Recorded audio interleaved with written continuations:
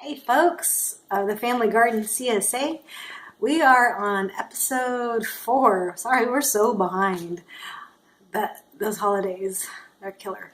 Anyway, so we're gonna kind of rewind and pretend this is episode 1 because we use garlic paste so much in all of our daily meals, and we would like to introduce you to garlic paste making.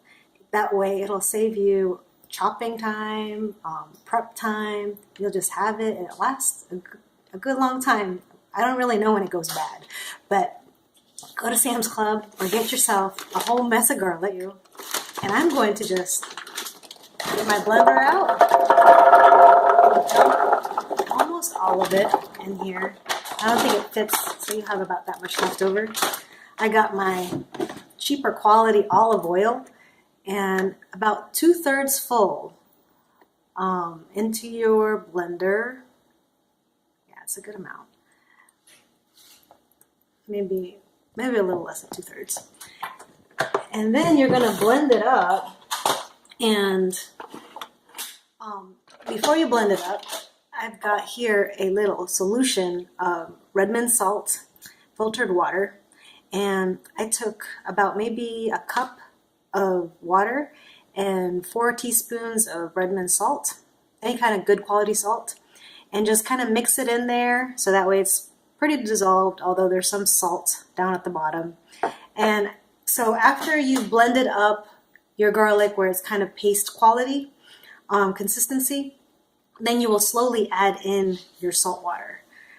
You want it in the salt water so that way it will mix in more evenly with your garlic. So I'm just gonna turn it on.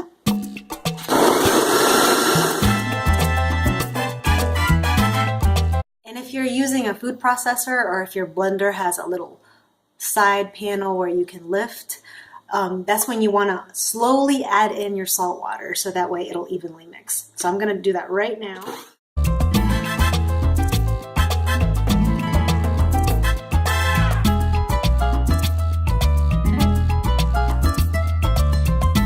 I didn't put it all in because as you're mixing it, you might want to taste it. You know, you might be too sensitive to salt and you don't want that much salt, or you're trying to minimize your salt intake. So you just see, based on your flavors, based on how salty you like things, change it up, modify it to your liking. And that's garlic paste. You finish it up, you bottle it, put it in the fridge. It's good for, I've seen it online before and it says use it within 2 weeks.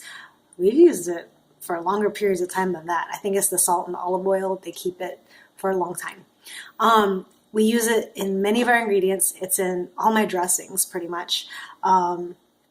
So I hope that helps you with your cooking endeavors. Hello again, and you get a bonus episode. We're gonna make a cabbage, an Asian cabbage slaw. So hopefully you still have some Napa cabbage from last week, and super duper easy. Just take maybe 4 cups of shredded cabbage, might even be just 3. And I'm kind of running out of ingredients. I just did matchsticks to some carrots. I diced some sweet onion, and I have some peanuts for the top. I always like to use some what are these called again? Sprouts. Some sprouts. And if you still have some sweet peppers, you can try to matchstick those too.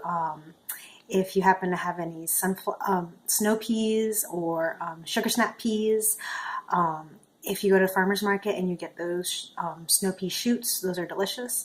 So all I do is combine all these ingredients and I mix it all in together with my ginger dressing, and that's on another episode if you want to look that up. And then it's a wonderful side to have with anything. If you're having barbecue, the tacos that James posted last week, Jordan made his own version of fish tacos and put that on top of it. So it's also good to toast up some sesame seeds because that just gives it more of an Asian kick. And After you mix up all your ingredients, this salad keeps for several days in the fridge, and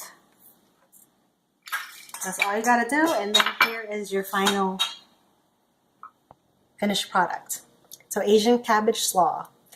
If you had some radishes, that would be great. If you had some daikon, that would be great. Matchstick all that, and you have a more complete salad. If you want some protein, add some shredded chicken. Add some tiny little pork cubes in there. You want to keep it vegetarian, that's great. Also, like a little more crunch, maybe if you've got some, like those Asian crunchy flakes, whatever they're called. Those are really great to garnish on top as well. So that is your Asian cabbage slaw.